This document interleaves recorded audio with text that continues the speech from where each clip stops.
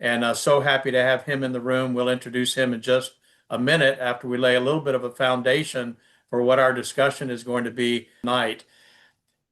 As many of you know, we started NORMI in 2004. There are some folks here that have not heard this, so I'll make it brief. You need to know that when we started in 2004, training for the mold licensing law in Louisiana, which was the first state to have a licensing law, we decided at that point that we were going to train both assessors and remediators, which are the two sides of our profession.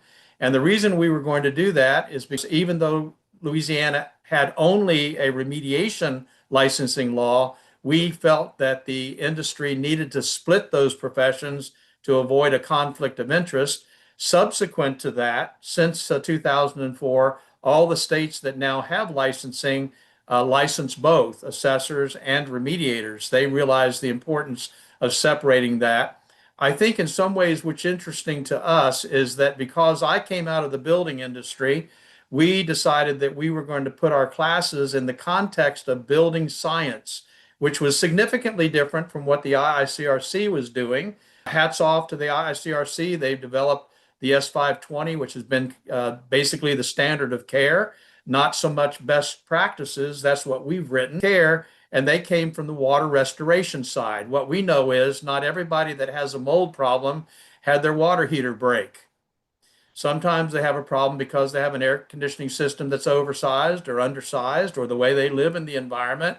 A lot of reasons why there might be mold in that environment. So we started in 2004, 21 years ago, saying that we treat buildings, not people. We do know and have known for years and anecdotally been able to show that people's health improves when they get in a cleaner, safer, healthier environment. But we've always been very careful to avoid making those kinds of claims having anything to do with the medical industry or the healthcare industry whatsoever. Just a few months ago, we were contacted by one of the premier doctors and trainers in this field, and we talked about the possibility of creating the NORMI Medical Advisory Board. And as of a few months ago, that board has established. There are 5 doctors on that board, really cool people that take kind of a different view of this whole industry. But the neat thing about it is they helped us write a protocol so that finally now in this industry, we can connect the built environment with the healthcare industry.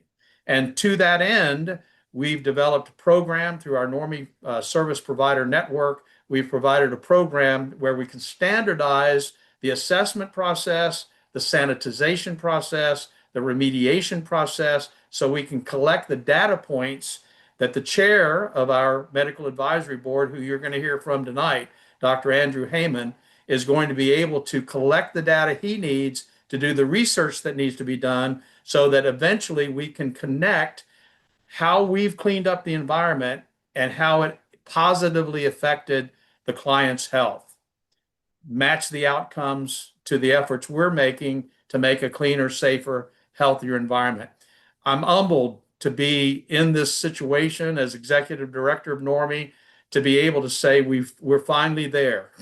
We're there where we're actually being able to talk seriously about people's health and point them to the resources of people who can actually help. And one of the things that I love about what Dr. Haymon says is he thinks the same way I do, where I say we fix buildings and not people. He says we fix people and not buildings. So it's a great marriage. It's a great marriage. And I'm just so happy to share with you tonight some of the things that he's learned from a scientific basis, how this can be put together, what he's learned about people's health and how it's affected by their environment. So first off the bat, welcome, by the way, Dr. Haymon. I'm going to have Skip introduce you because he really wants to. I want to too, but he really wants to. So I want to introduce to everybody tonight. I told you we have a NORMI Pro Management National Service Provider Network. If you're interested in that, you can go to normipromanagement.com. Promanagement.com. You can get some information there. We're looking for tradesmen and for assessors who can help us build this program. But I want to introduce Skip, who is our national director. We have several regional directors in the marketplace now across the country in different regions. managing the leads that we're already getting, which we may talk about at the end. But I want to introduce Skip and him introduce you to Dr. Heyman. Thank you, Skip? Doug. Dr. Haymon, such a pleasure for you to be here again tonight. I am going to have a watered down part of the CV for you. It won't be as long as last week. For those that were here last week, you know that Dr. Heyman, doctor, is an internationally recognized expert in integrative medicine. He's currently the program director of integrative medicine at George Washington University. He's also the chair of our Medical Advisory Board, which to my understanding is the first time it's ever been done in the industry. And Dr. Haymon is also a widely sought after and celebrated speaker around the world on the subject of integrative medicine topics. Without further ado, Dr. Haymon, I'm so excited for what you're about to present. Thanks so much. Skip, and thanks, Doug. It's always a pleasure to be with both of you, and it's incredibly exciting to see how our worlds are finally beginning to overlap in meaningful ways. And I know that with these sorts of collaborations, it's not only what the field needs and demands, but it also reflects the growth in our understanding of what's happening to people when they're encountering the built space that is deeply affecting their health. And for so many years we've all lived in these worlds that are completely isolated, and in some ways looked at as sort of the ugly stepchild of our own fields. And yet we all knew, sort of based on our own observations and the results of our work, that something more was going on than what we were either being told or what, quote, the standard was. And I'd like to think that, we're all here because we aspire for a higher standard. And we also have, I think, um, enjoyed a sense of kind of deep observation of what was really going on with our patients and clients in sort of that meaningful moment where it was clear there was more going on in a water damaged building than what we've been told. And finally, I think the science has matured on both sides of the equation to the point where we can make statements with a lot more confidence around sort of what we could kind of empirically observe, but now we can begin to tie it together in much more sort of meaningful ways. And I hope that tonight I can shed some light on what have we learned on the medical side? What is sort of the new science and the new narrative, and how do I think, as someone who's both an academic, but also on the front lines treating patients who are clearly sick from their living environment. And hopefully it'll shed a little bit more light on probably what all of you have seen, in your own professional activities to one degree or another. And you might say, yep, he's right. Aha, I can relate to that. As we've all probably spent quite a bit of time with people who are suffering. And at the end of the day, that's what this is about. It's about alleviating suffering and a calling to that. But I joke that I'm only as good as the people that are helping to remediate and sanitize the home. My primary partner in that regard has been Larry Schwartz, and I've learned a lot along the way, on that side of the equation. But what I've learned is that we need remediators and microbial inspectors who are trained to a very high standard, and we need practitioners who are also trained to a very high standard to sort of get the results that we know are possible. And so what I would like to do is go over a slide deck, and I'm going to um, be both excited to share all this with you, but I'm also going to apologize a little bit that we're going to have to take a dive into the science of what this is.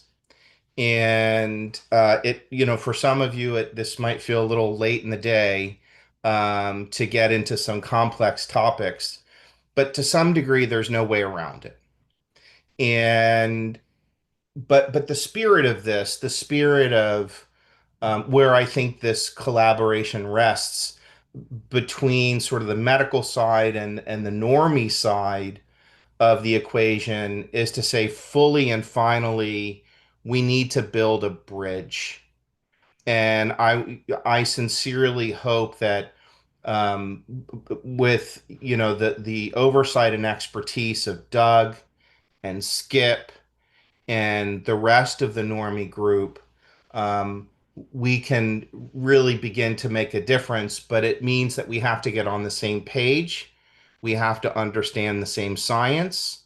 We need to speak the same language. We need to have the same goals. And I know that, truly and sincerely and authentically, I really want to take a moment to thank Doug and thank Skip and thank Shelley Federico and the rest of the leadership at NORMI who has been able to rise above sort of that sense of where we at and ask the question of where can we be and what's the right thing to do. I am very grateful for their support and their vision. Um, and so that to me is the spirit of, what this means between building the bridge from the medical side to the built side and back. Because ultimately the goal is healthy people in healthy environments. And you can't have one without the other. I am absolutely convinced that not only is there an enormous opportunity for us to do right by the people we serve, um, but it's also maybe one of the most overlooked subjects in public health and primary care. And I don't say that lightly, but I firmly believe that. I am a family physician by training. I spent 16 years at the University of Michigan. I'm very proud of the academic work and research that I did there to build my academic skill set. But not once was I ever asked to interrogate a patient about the quality of their living space. Not once. And yet, when I see the profound impact that the quality of our living space has on people's lives in profound ways, I, I just I think it's one of the greatest failures of primary care. And there's no way we can get to these answers without these sorts of professional collaborations. So why are we here today? What's changed? Why now? Is it just because Doug and Skip and I sat down one day and had a beer and decided it was, hey, we like each other? Well, yes, but it's more that the science has changed. And the science has forced a new narrative that I think demands that we uh, ask ourselves, what is the correct role of us as professionals as it relates to dealing with the built space? And we start with the notion of, well, how big is the problem? And quite frankly, the problem is not only larger than I ever realized, but the numbers are daunting. If we assume that the EPA is correct, that up to 85% of all buildings have experienced some kind of water damage, that means most of the US population, or maybe all of the US population, has been exposed to some kind of microbial event at some point in their lives. And in addition to that, the secondary narrative has been, well, no big deal. What I learned as a physician, and what's still held true today when you look at the current guidelines in, the American Academy of Allergy and Immunology, or the references that are made to, governing bodies and agencies. If you look at, for example, the Institute of Medicine, they're still referencing what they believe to be the main clinical impact of this sort of widespread potential for exposure, and that is an allergic response. But what we know it's now know is that it's probably more than that. But when I enter sort of the discourse with other professionals and medical professionals and academics, they're still referencing guidelines and research from 2004. Even now, when I participate in court cases, the defense experts reference 2004, 2007, 2008. And they say, well, Dr. Heyman, all the guidelines suggest that, exposure, meaningful exposure to a water damaged environment triggers potentially allergic responses. And what that does is two things. Number one, it diminishes the patient's actual experience of what's occurring clinically, but it also diminishes the importance on the remediation side to some degree, because it suggests that if all we need to do is clean up the environment and the allergies go away, this really isn't that big of a deal. And in some ways, both sides of the equation, I think, have been minimized. And yet, our own sort of professional experience, I think, would suggest otherwise. And so, through sort of observation and sort of empirical data collection and watching people become very sick from their homes that go clearly well beyond allergies, I think we've all kind of known that something more was happening. But again, we've all been sort of pushed to the margins in a sense. And so finally, over the last really decade, the science has matured to the point where at least finally you can go to the NIH website.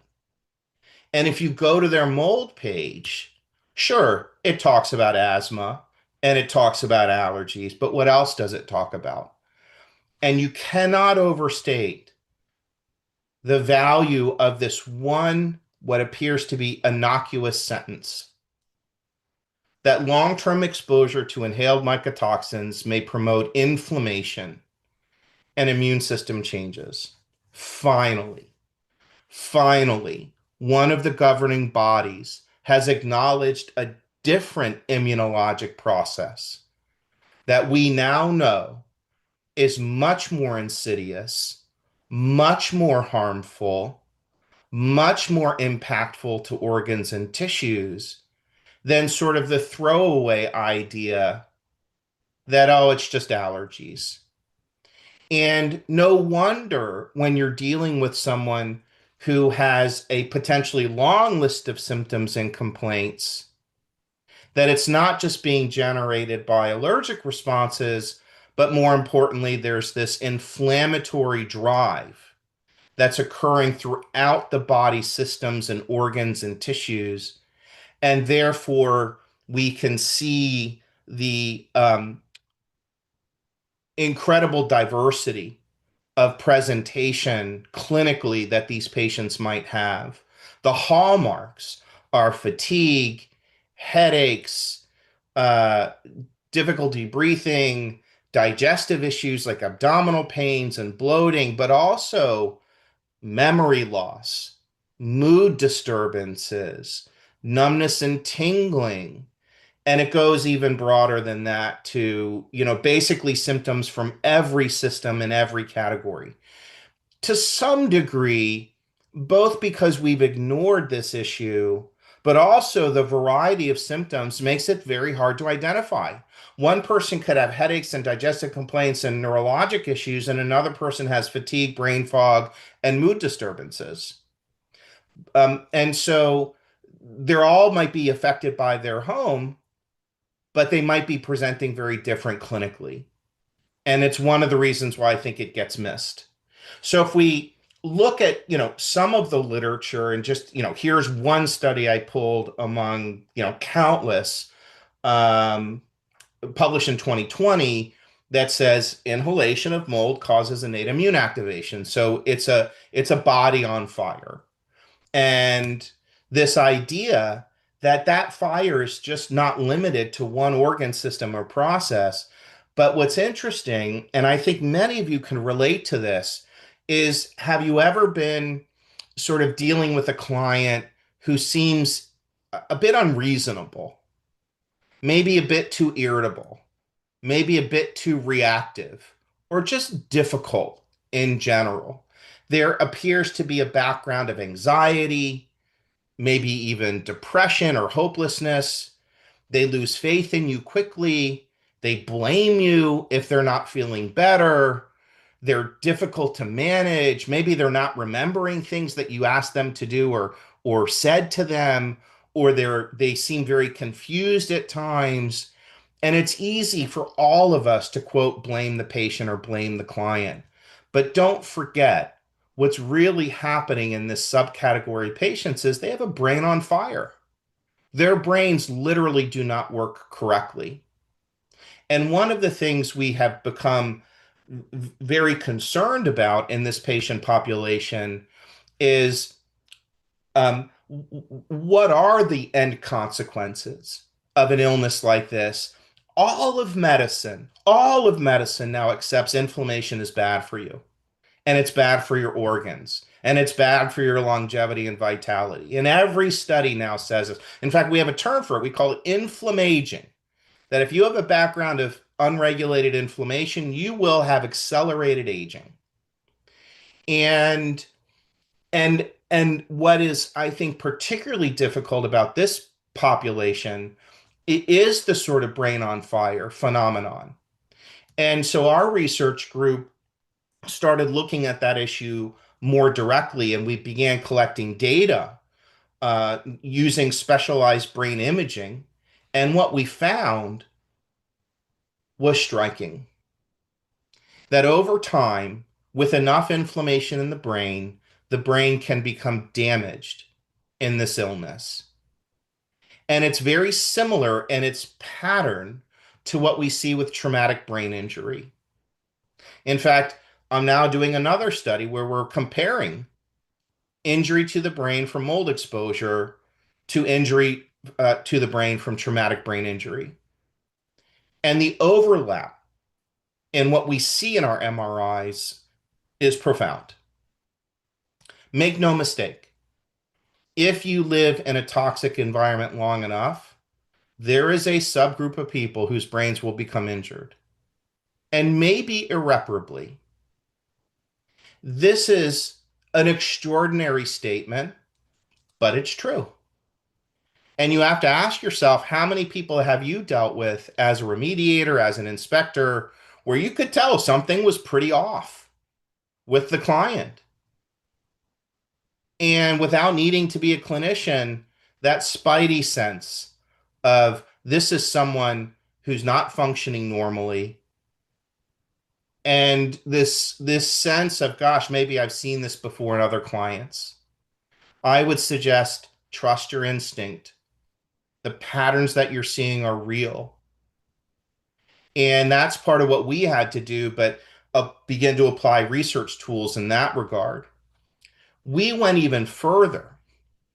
And so we opened a research lab in 2015, and we started doing what's called genomics, which is looking at how certain genes are turning on and off in the body relative to this issue.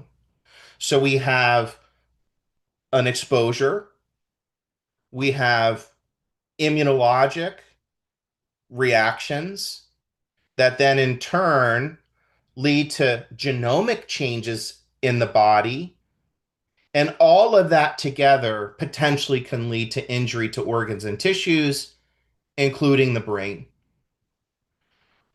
We are well beyond the notion that this is not a big deal, that allergies are the worst of this.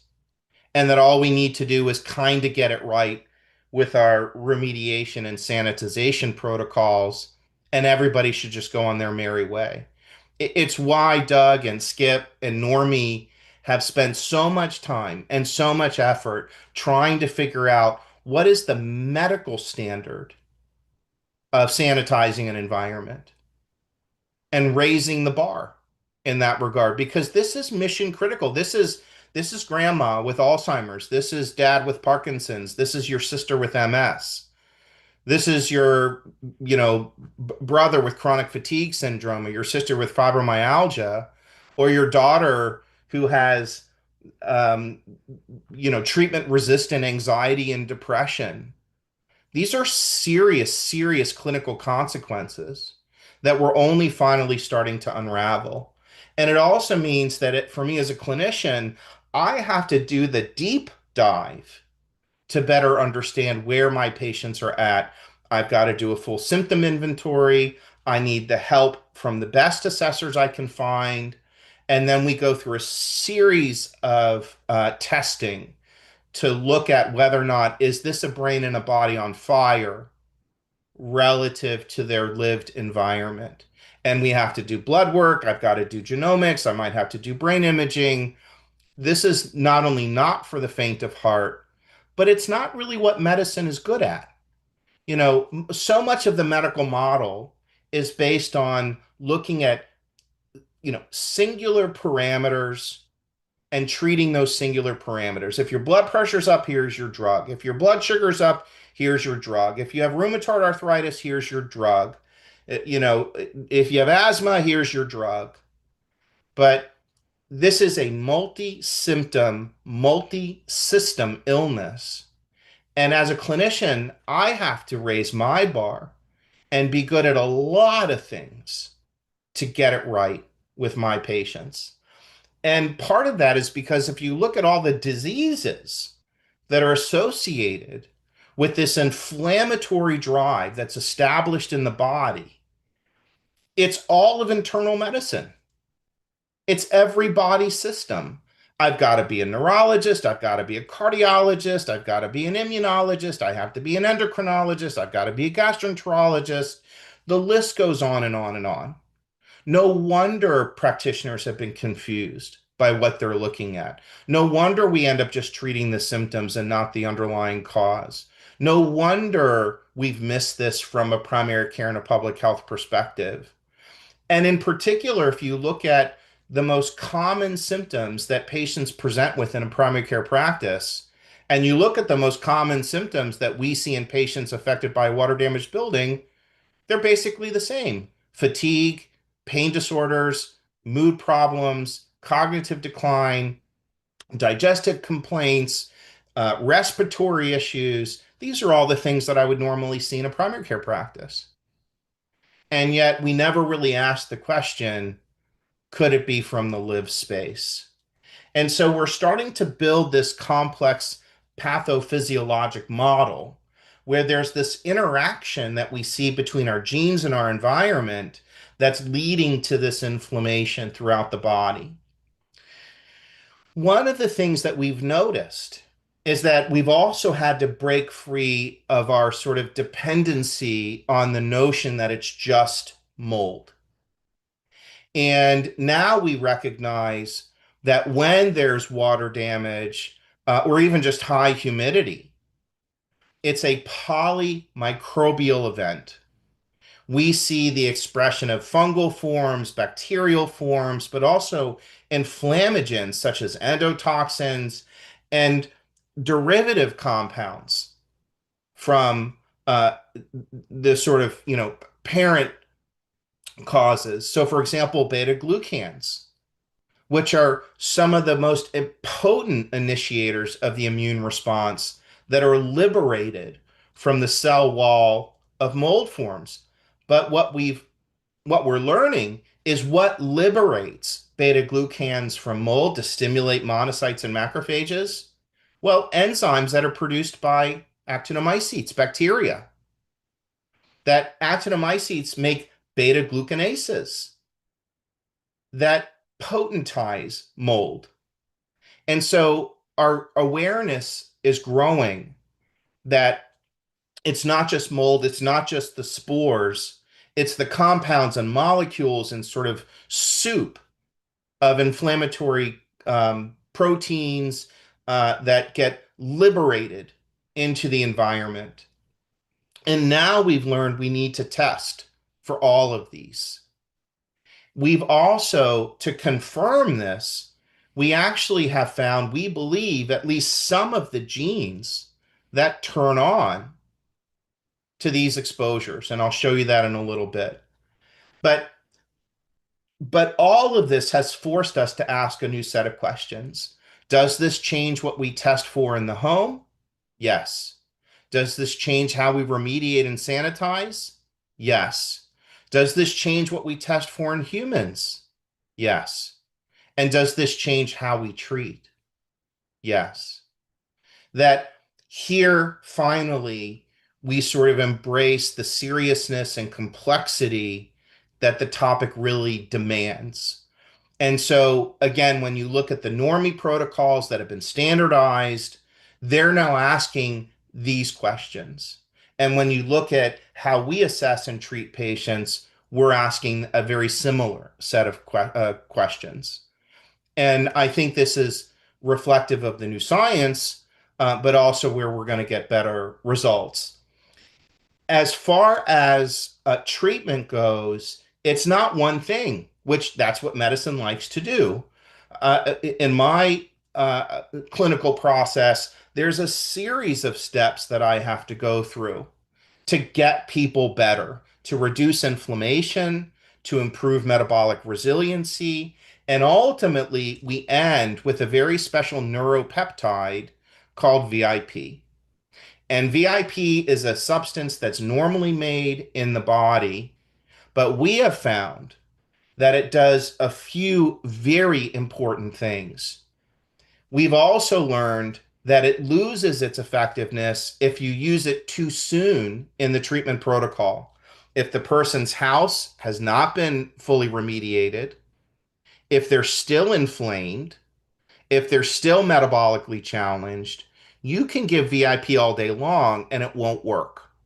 It's got to be given at the right dose for the right amount of time to see the results. And the results we see are reflected twofold. One, we see genes going back to normal, and we also see repair of the central nervous system of the brain. That's extraordinary. And in many ways, the results we can potentially get are counter to what the medical textbook suggests is possible.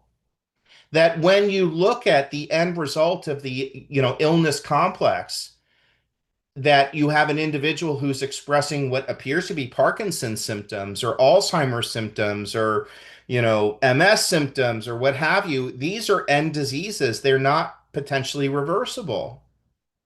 But if you get the house right and you get the treatment right, we see reversal. And it's an amazing thing to behold.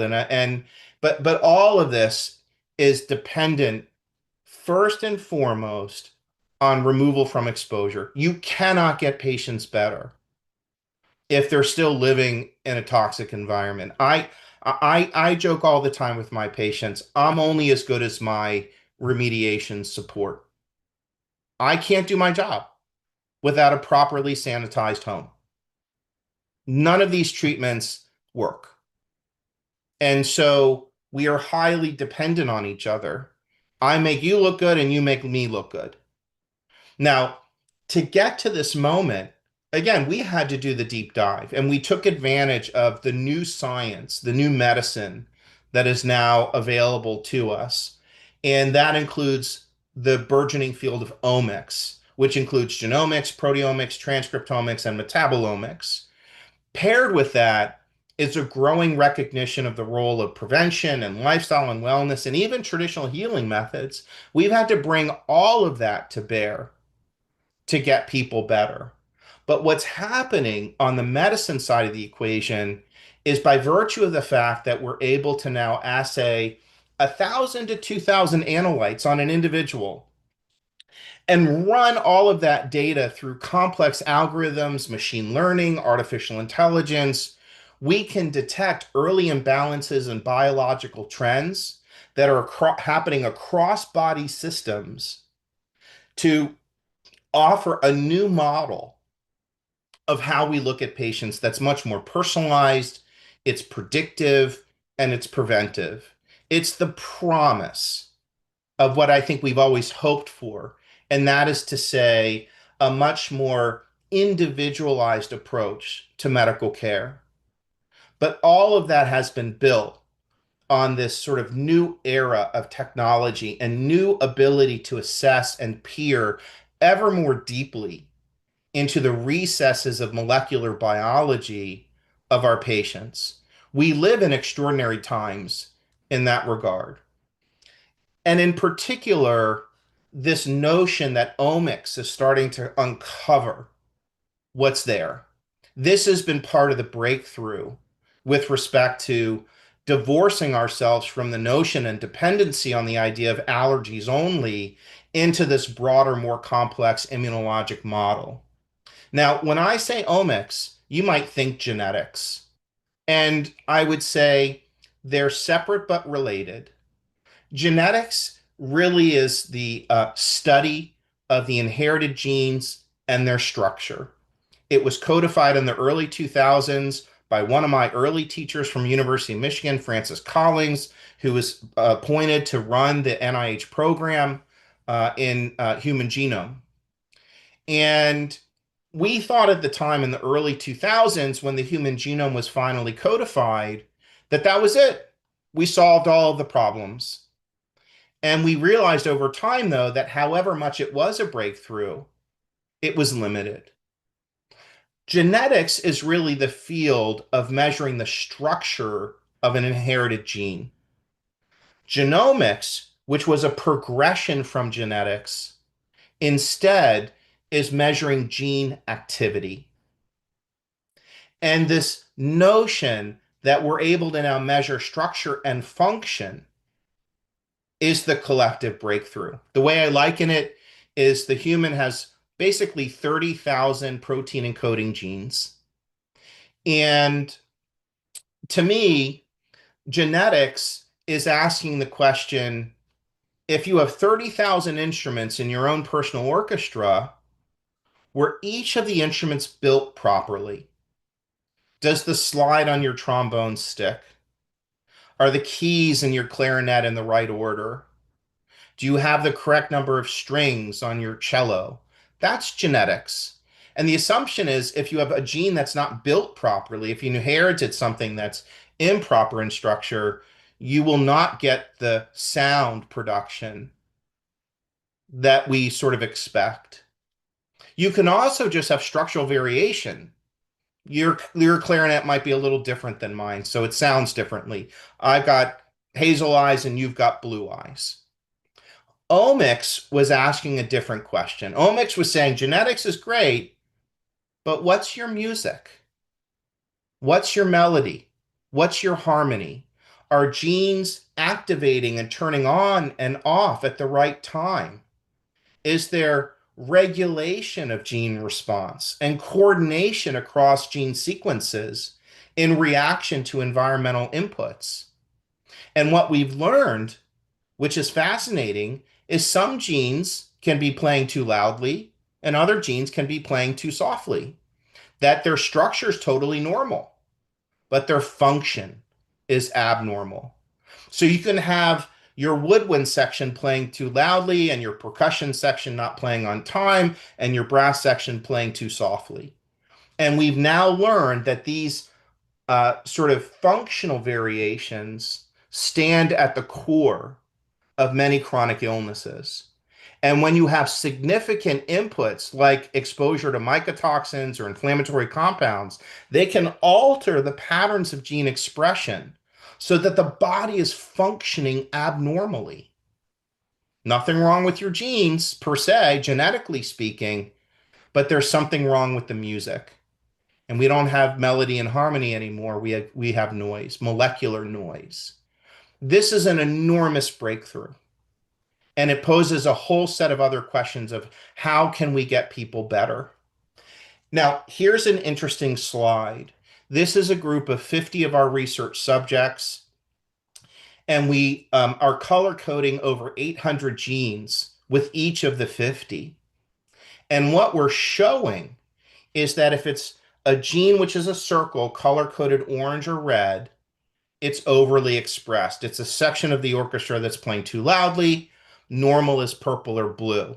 Now, if you look at the top, all you need to recognize, it says the second row, second line says pre-VIP. So what does that mean? This means these are patients who've cleaned their home. They've done a variety of treatments, including reducing inflammation, improving metabolic efficiency. But the one thing they haven't done is VIP, is vasoactive intestinal peptide. Now think about that for a second. These are people that we've all been told have already been treated properly. You've cleaned their home.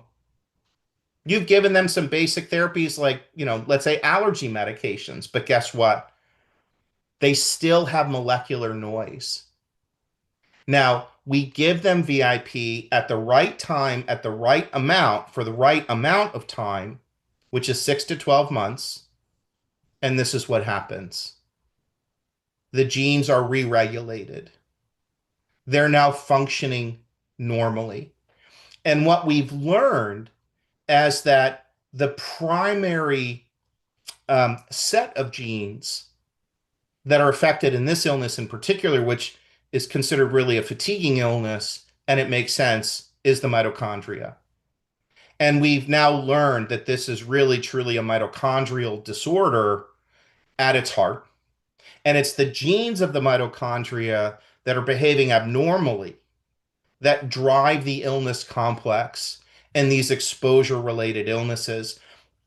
And it makes sense because the mitochondria are what coordinate the cellular stress response. That when you expose a cell and to a toxin, a virus, a chemical compound, even we think emotional stress, the cell changes gene sequences to stop burning oxygen and start burning sugar. And this sets off a cascade of events where the cell is now in a distressed state, trying to defend itself from these exposures. And we've learned that you can remove the exposure, you can offer a variety of treatments, but the cells also need a push back to normal mitochondrial function.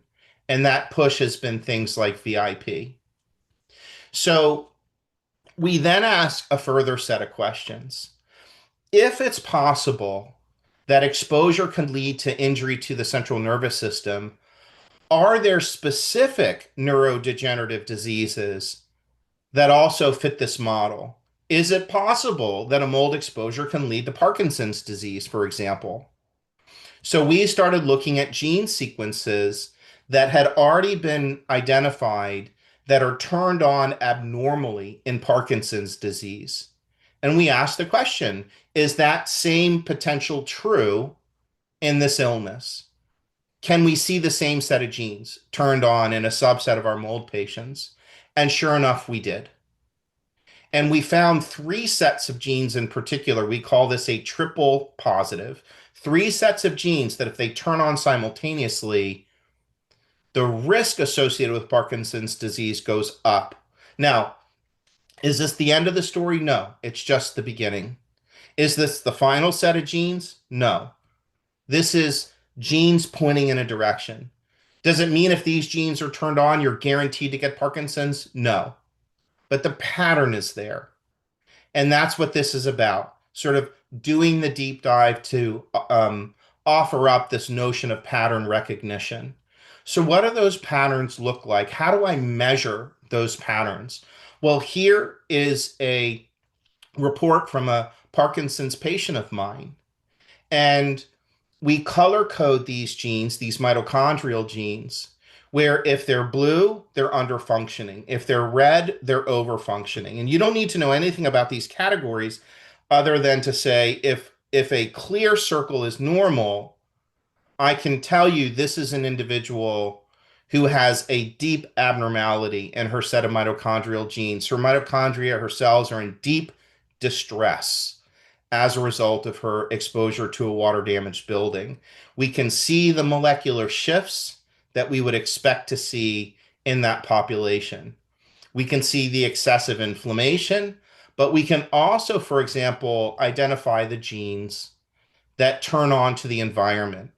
These are part of the cell stress signal pathways that correlate to the types of exposures that we now know we can test for in the environment. And certain patterns of gene sequences seem to relate to specific exposures, that there does appear to be an association between a certain pattern in mold and a different pattern in bacteria and a different pattern in endotoxins and a different pattern in beta-glucans. And the more research we do, the more we can begin to tie together known exposure, swab results in a home or air testing with symptoms, labs, brain scans, and now genomics. And we can see at the bottom, section 19 says Parkinson's, all of her genes are turned on, but she had the triple positive. Now, what does she look like 9 months later? Well, if you look from left to right, after she's gone through a remediation process, after she's gone through a series of treatments, including she's now currently on VIP, if you just glance left to right, you can see her genes are starting to go to normal. She's starting to resolve the aberrant patterns of gene expression. This is an extraordinary moment and an extraordinary finding that we have sort of molecular detail around re-regulation of gene response of the mitochondria and a restoration of energy production and cell-to-cell communication, reduction of an inflammatory drive, and improvement of cell energetics in general. Now, one of the triple positives, this is one of the 3 sections, starting to go to normal. If you look from left to right, you can see resolution. And if you look at section 9 and 10, we can see the improvement in her reaction to her living space, that the remediation techniques are working.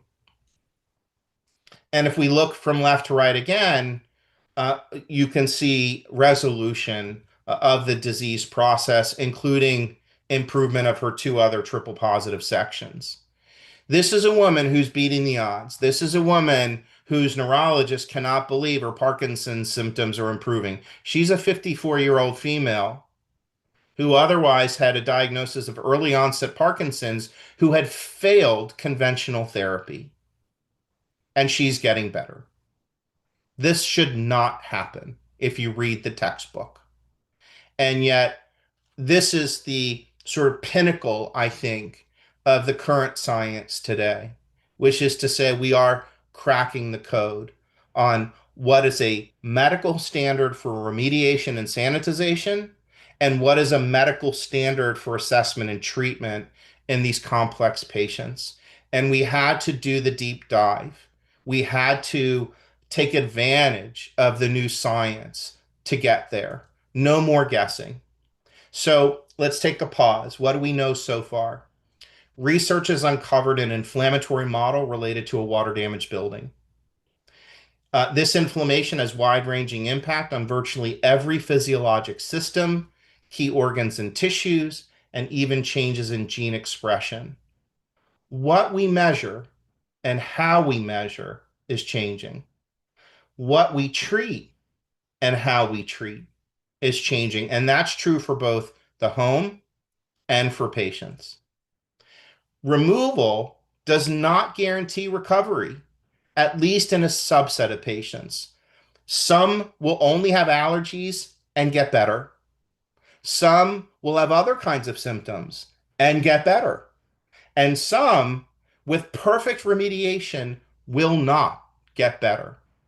And it's because their bodies are stuck in this sort of abnormal discord of their genomics, and they've been left with damage to their tissues and organs because of this unregulated inflammation, which has likely gone on for years. And so we have to be better at understanding which patients are in which categories. It's not that Institute of Medicine in 2004 was wrong, it just wasn't the whole story. And by virtue of that, to some degree, you know, I guess I would have given them the hall pass 10 years ago. But here we are 10 years on, and you can find 1,000 research studies on what I'm talking about. So that's where the failure is. It's it's the professional side not keeping up with the science. And this is not unique to our space. There are plenty of topics in medicine where the science has marched on and medicine is not caught up yet. But this is such a big subject. It affects literally millions of patients. This is not an uncommon or orphan illness in its classic sense. This is a public health threat that affects your family, your loved ones, your friends, your neighbors. This is everywhere. And so, to me, because of the ubiquitousness of all of this, the quality of our living spaces are a vital sign that's never measured clinically.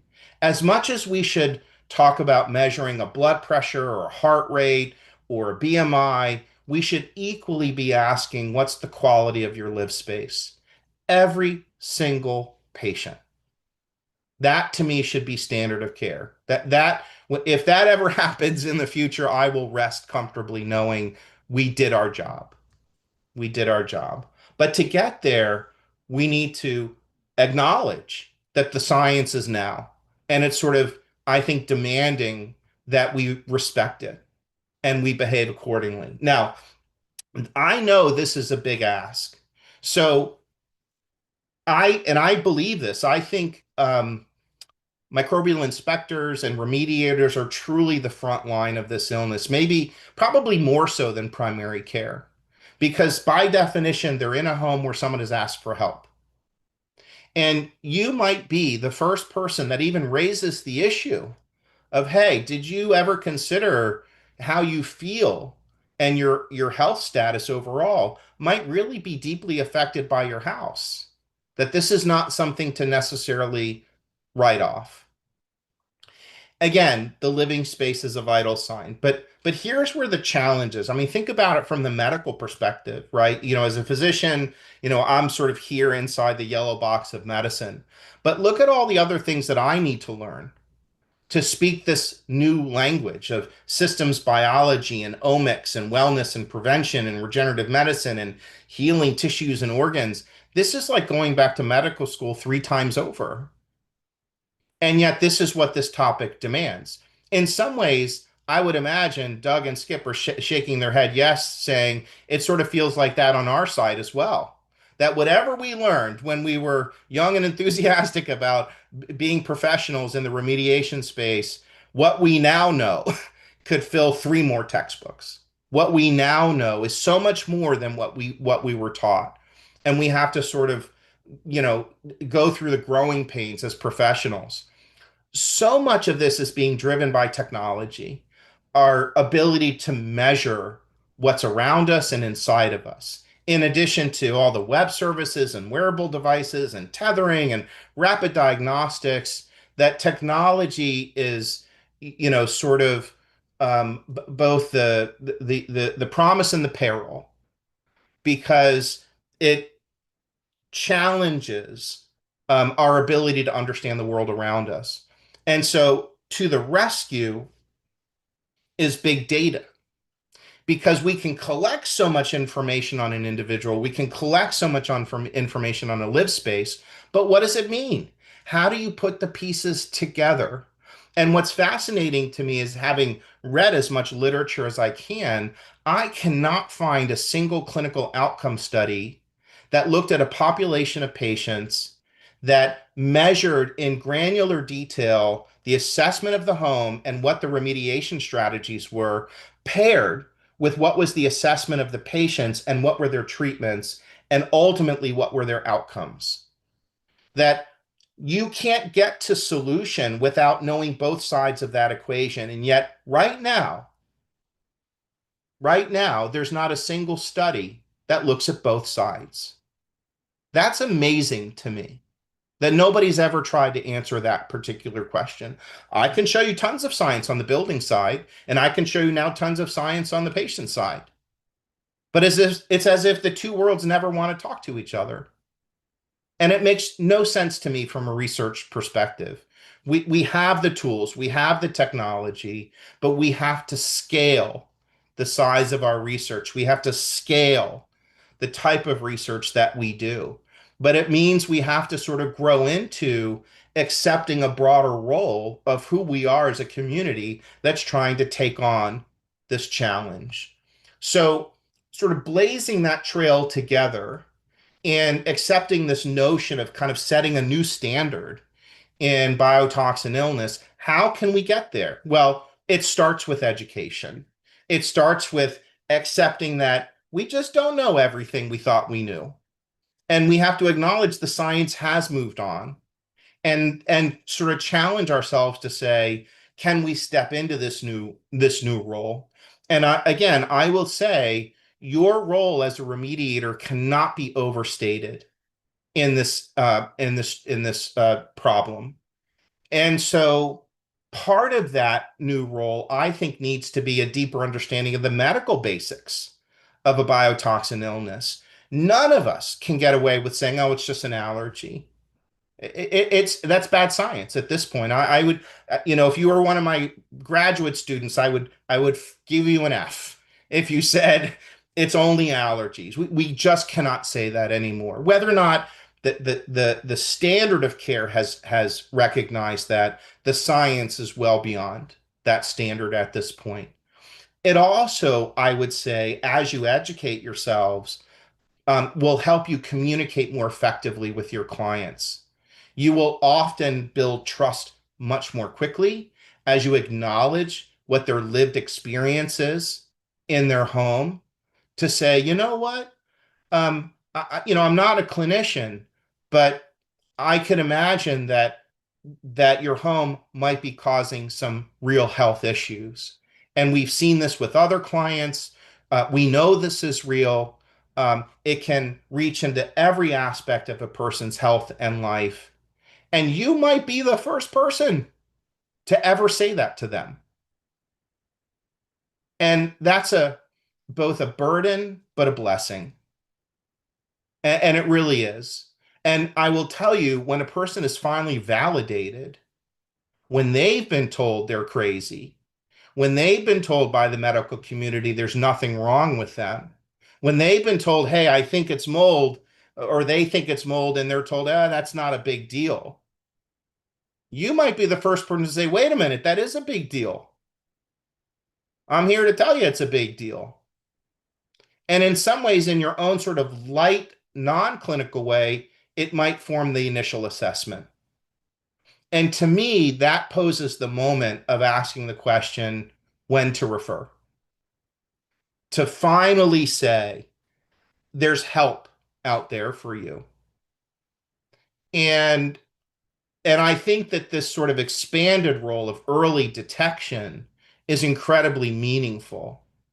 And it also, I think, poses an opportunity that collectively, maybe we can start gathering data as a group where we start pooling the assessment of the home and the treatment of the home with the assessment of the patient and the treatment of the patient. That to me would be the ultimate breakthrough in our field in particular, that the two sides of the equation are finally kind of talking to each other.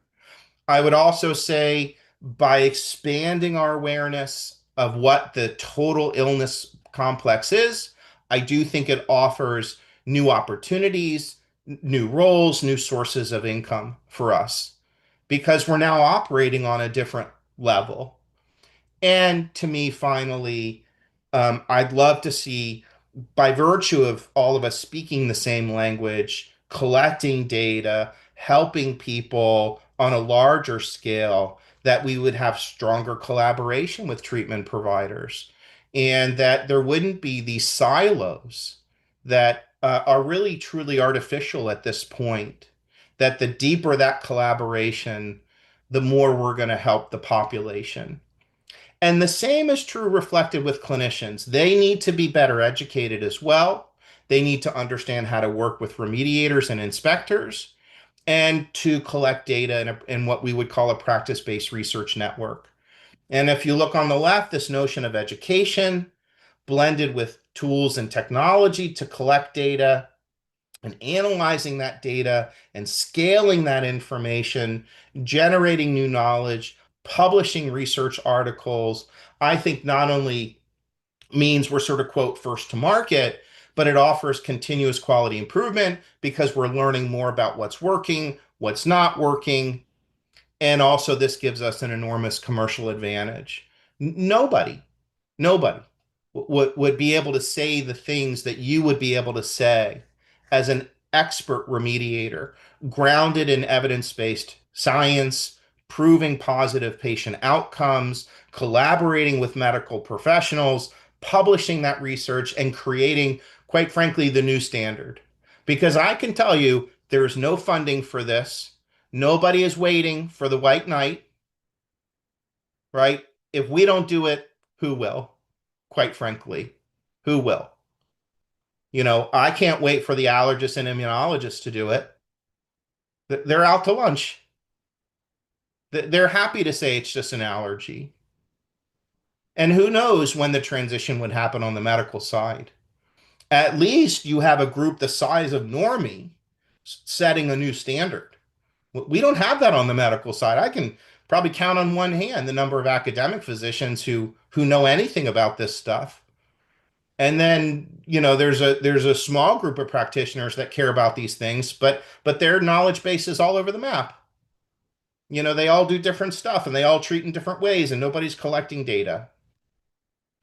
So this notion of beginning to organize ourselves into a model where we begin to collaborate as professionals, I think makes a lot of sense. This notion of collecting data on the assessment side and remediation and sanitization side for the home, as well as combining that data on the diagnostic and treatment side and creating data funnels and data lakes so that we can determine what's not working and what is working. That we're linking, as we say in the parlance of health services outcomes research, process to outcomes. And that we look to achieve that final end result, which is what we all want, which is healthy people in healthy environments.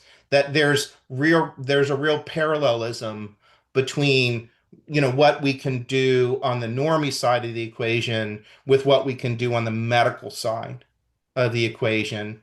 And it just takes a commitment to that idea. And finally, begin answering the question, did you do the right thing and did you do it right?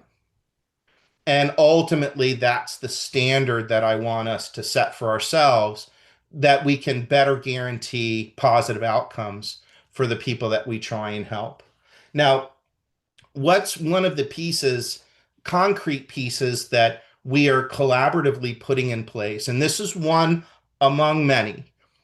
And I want to reassure the group that the people who are listening and hopefully feeling a little inspired is that this isn't just talk, that behind the scenes, we're putting the bricks in place to build that new, safer home in a sense.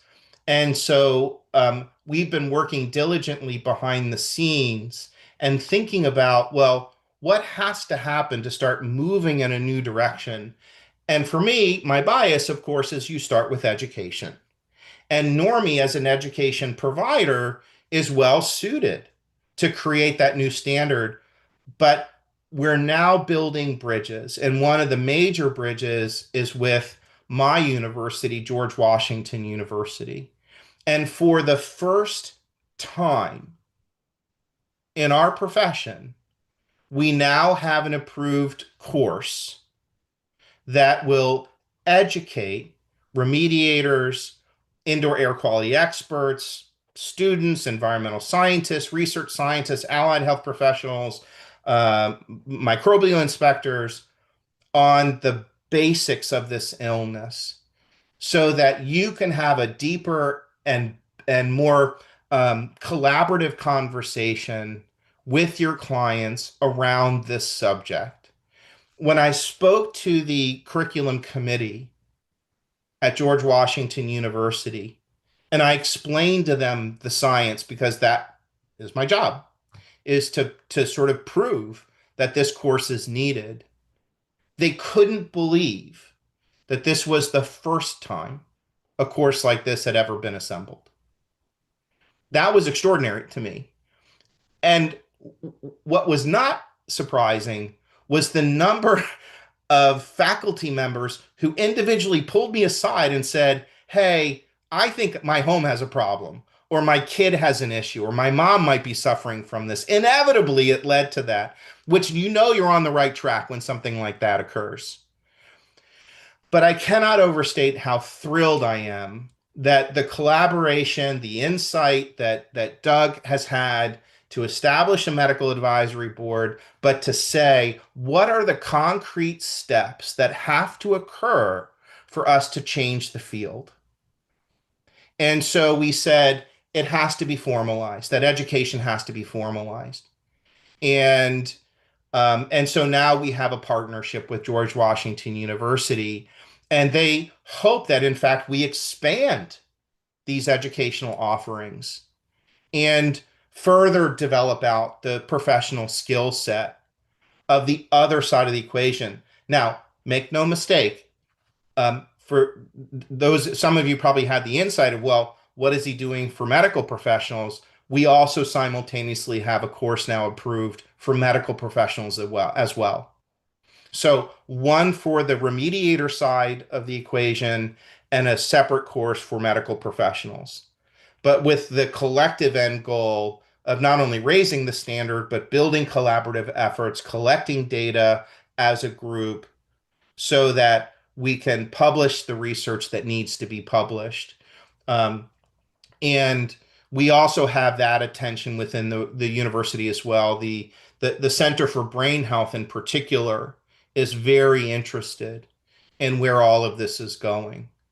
And so what we're hoping for is that everybody starts to lean in a little bit more to the subject, to embrace what it really is in terms of its potential impact on the individual, how complex the illnesses can be, how serious this is, and how much we might be able to achieve as a network of professionals if we just make a bit more of an effort to collect data, to publish research. And that's the other piece that we're going to be putting in place, is to make it easy for everyone to, as part of the workflow process, collect data. That we don't want it to interfere with anybody's work processes, but we do want to start offering up those tools and technology so that we can start looking at health-related outcomes.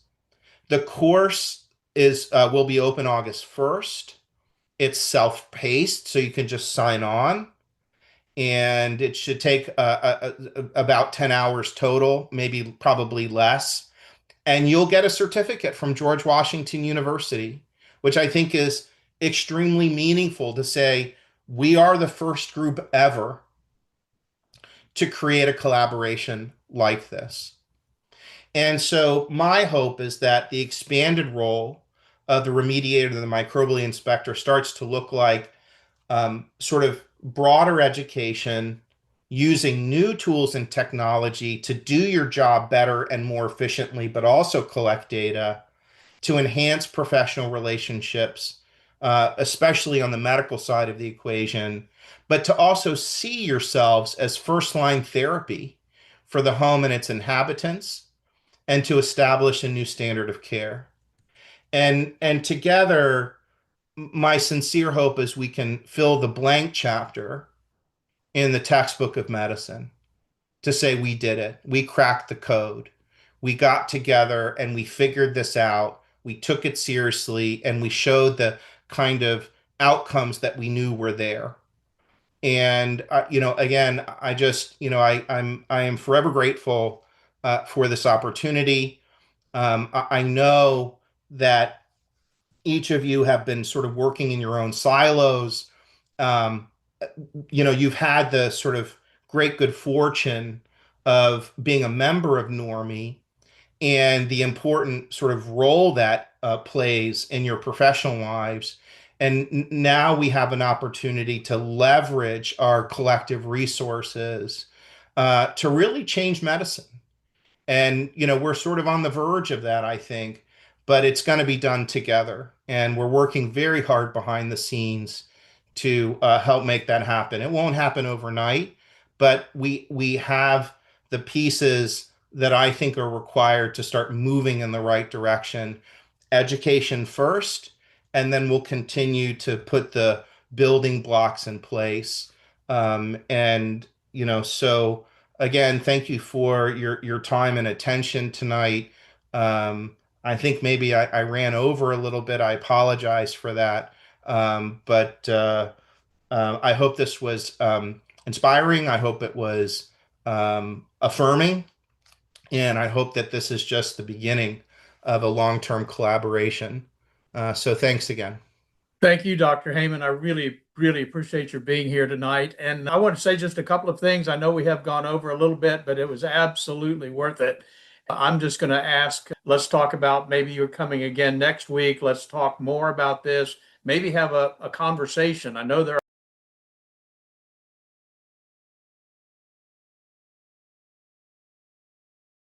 people want to ask, and they can certainly email us at support@a.org. I put that in the chat. We'll be glad to connect you. If you want your email address, let us ask.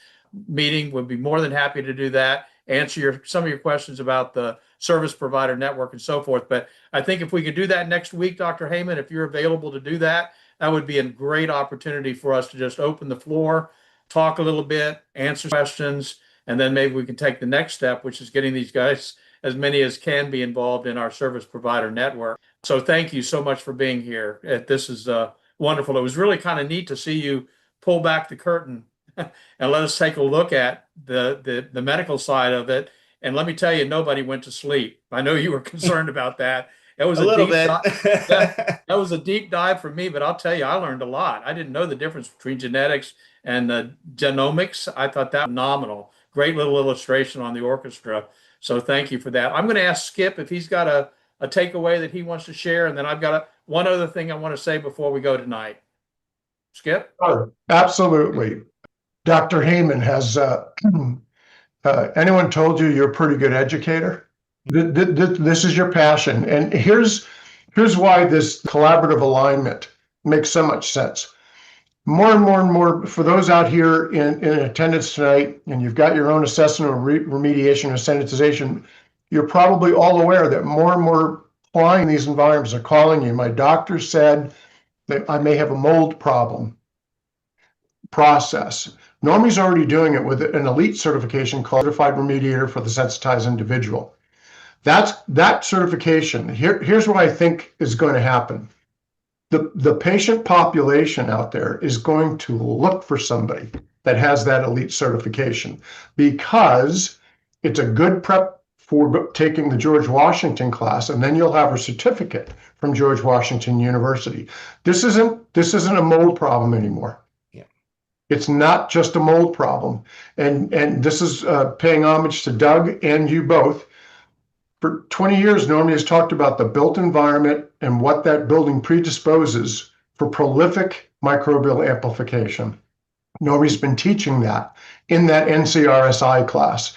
If you want to have the ability to have a standalone certification that shows you're up here and you understand this, it's time to up your game, because this is a new industry. I said this before, I'm going to conclude with this. This industry is changing rapidly. And where I see it is, if you're water damage abatement and you don't want to get into this, that's okay, because you need water damage abatement. But for biotoxin decontamination, this is where you're going to be, because that's where the industry is going rapidly. And you can't just go in and spray a product. You can't just do a simple wipe down. We'll get into that hopefully next week, pending your availability. But your life's work has mattered I know you know that, but I want to tell you that your life's work has mattered because it's gotten to the point now where you can actually affect change at the source of what's causing so many, as you said, millions, either genetically or more on the allergic side. And this is just, I said it last week, I'm jumping through my skin at the opportunity to not just get normie people aware and better trained, but to change the industry, because it's going to take everybody to understand this. So thank you so very, very much. Yes, thank you again. And I just want to say this before we close, kind of in preparation for our discussion we might want to have next week. If you want to know how to do an assessment, if you're in the assessment industry, you want to know how to do a medically based assessment for fungitin and for endotoxins and for actinos, that's exactly what we've put together with Dr. Haymon's help, the level 4 protocol, which also deals with not only assessment, but sanitization, decontamination, and remediation. It's already in place. We're ready to train you on how to do. If you're already in the industry, come on board. We really would love to have you working with us to make the difference that needs to be made in these lives. And it's like Skip said, we've got our traditional restoration guys that are going to continue to do traditional restoration. But let me tell you, this population, 20, maybe 5% of the population, maybe more than that. I know, maybe more than that, but huge percentage of the population. I just think about 1 in 5 just blows me away, and that's only 20%. They need kind of work done, and we're prepared to do it. We're in place to do it. We've got the documentation, we've got the processes, we're ready to rock. That's what we've been working on. So part of that, if you can. And then the other thing I was going to say, if you know someone who is sensitized, been working with a doctor, had some issues, send them to normipro.com. normipro.com. Let us help them, please. One of the things that we have not even talked about tonight, I think we alluded to it, but Dr. Haymon has a brand new website coming out in just a month or two. He's going to be promoting some of the things that we do. We're already promoting some of the things that he does. We're going to have the resources for those clients that need help. We hear it all the time. Who do I turn to? I'm telling you what, we want to help people navigate through this jungle. We can do it. And thank you so much, Dr. Haymon, for having the confidence in us to be able to say, you know what, this is the way we need to collaborate and get the job done. So Yeah. again, thank you so much. I hope we can put something together for next week. We'll get an email out to everybody. We'll talk about the resources that are available. I saw a bunch of stuff in the chats about resources that were talked about tonight, about videos, all that kind of stuff. We'll talk about that next week and see how we can make all of that available to you. But again, thank you for being here tonight, and we look forward to seeing you next week. Have a good evening.